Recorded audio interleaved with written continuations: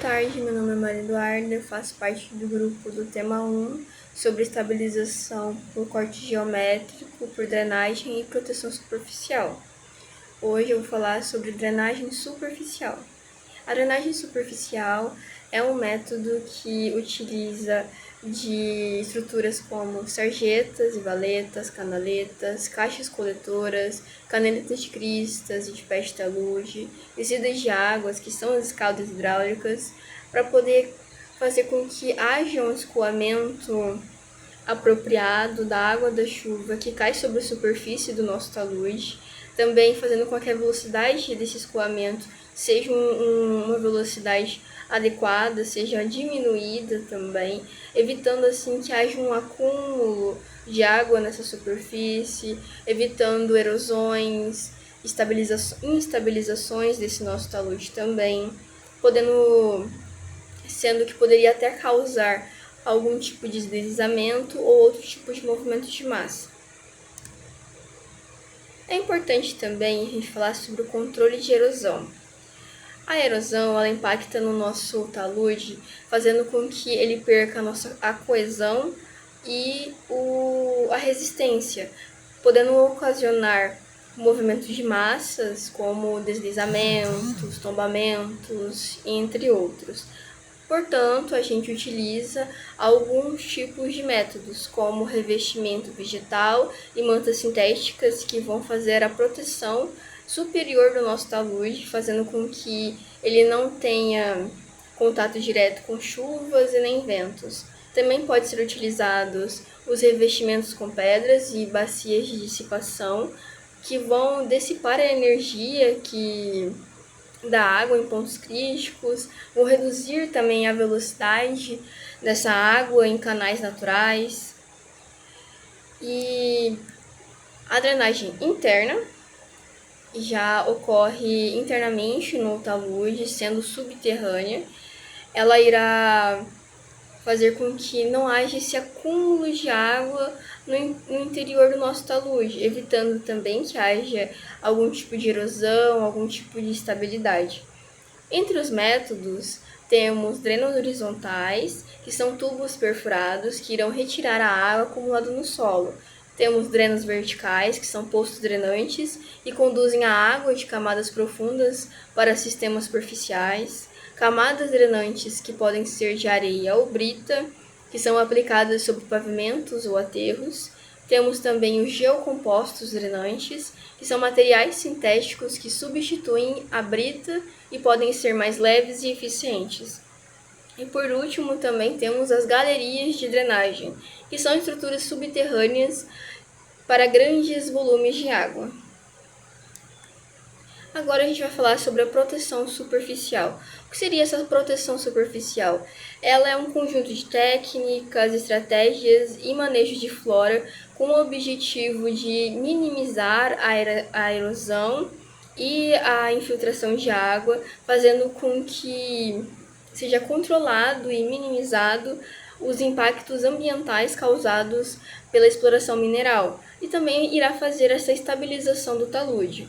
Existem dois tipos de proteção superficial: a que utiliza materiais naturais e a que utiliza materiais artificiais. Inicialmente, a gente vai falar sobre a que utiliza materiais naturais, que tem como objetivo a utilização de revegetação e bioengenharia, que utilizam materiais vivos como vegetações para poder controlar essa erosão, fazer com que seja diminuída, fazer a estabilização do talude, de forma que não degrade o meio ambiente, que seja de uma forma ecológica, biodegradável e que traga uma biodiversidade para o local. Uma das desvantagens desse método é que ele possui uma manutenção mais frequente, já que exige uma adubagem, uma regagem, entre outros fatores. Um dos exemplos desses métodos que utilizam materiais naturais é a hidrossemeadura. A hidrossemeadura é um método feito por via aquosa com sementes da espécie herbácea, juntamente com elementos que irão ajudar na fixação dela. e no crescimento também, como é o caso de celulose em sua grande maioria e os fertilizantes. Este método ele é adequado para regiões que são de difícil acesso, como é o caso de taludes íngremes que não possuem uma fixação muito boa em relação a adubos e fertilizantes. Por isso necessitam de um método mais específico, como este o caso. Uma das desvantagens deste método é que ele necessita que haja um repasse, uma recobertura novamente, para que não haja falhas ao longo dele.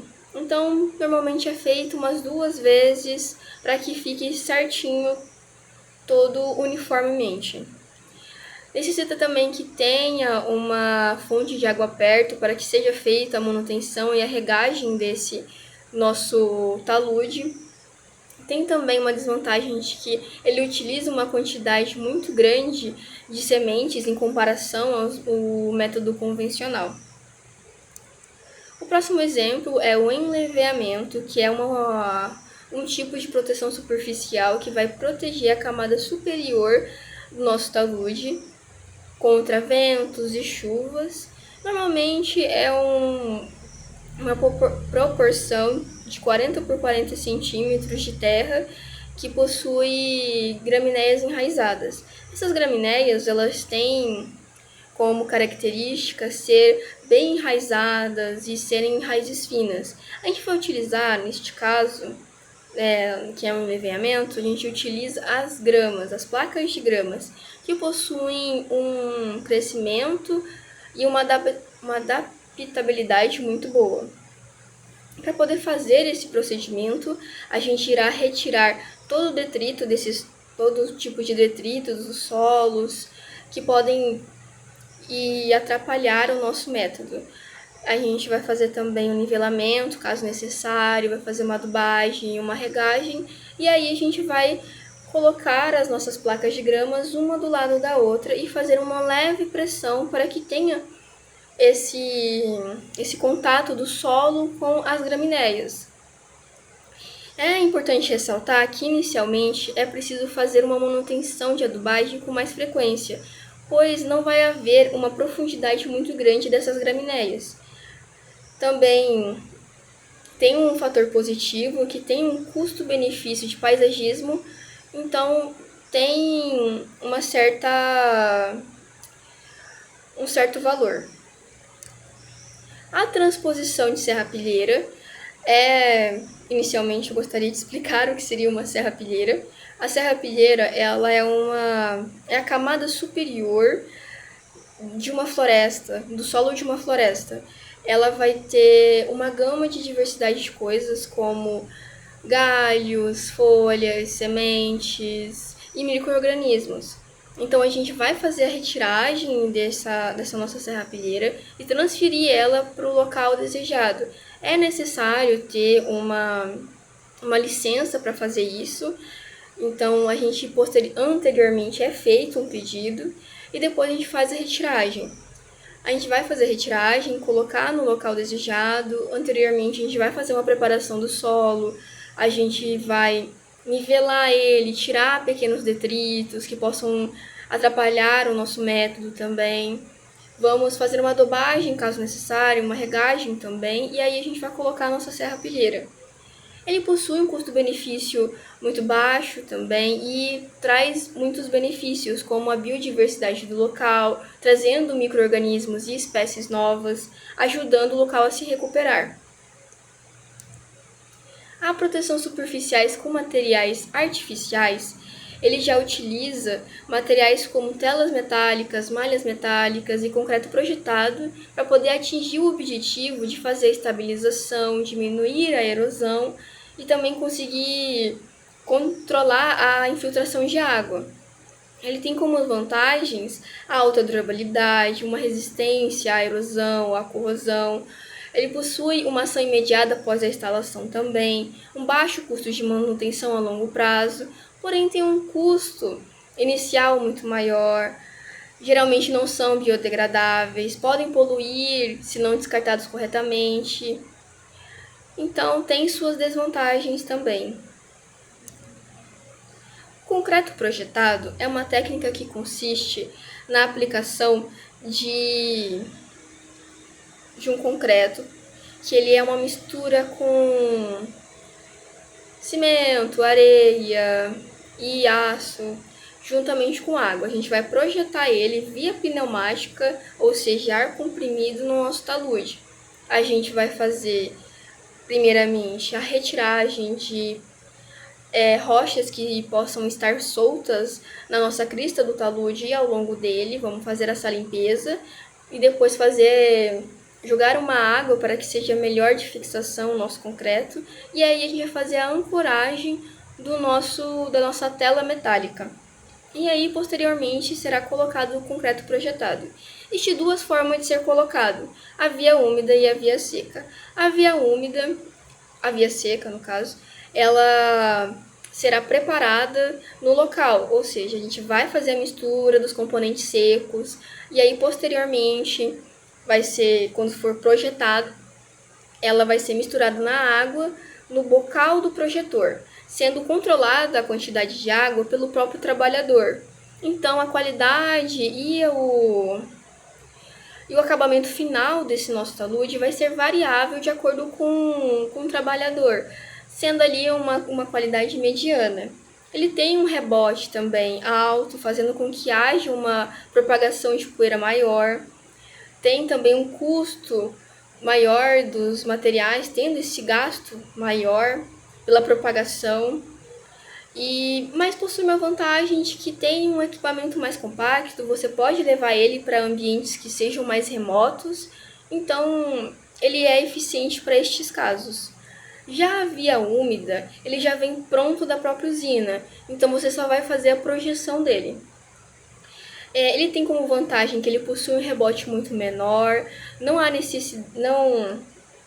não propaga poeira, não tanto quanto nossa via seca. Ele tem uma qualidade excelente, uma qualidade alta, um acabamento também excelente. Porém, ele tem um equipamento que necessita de uma logística, porque ele é um equipamento maior. Então tem que ser visto e não vai conseguir chegar a locais de difícil acesso. Já a malha de alta resistência, ela funciona como...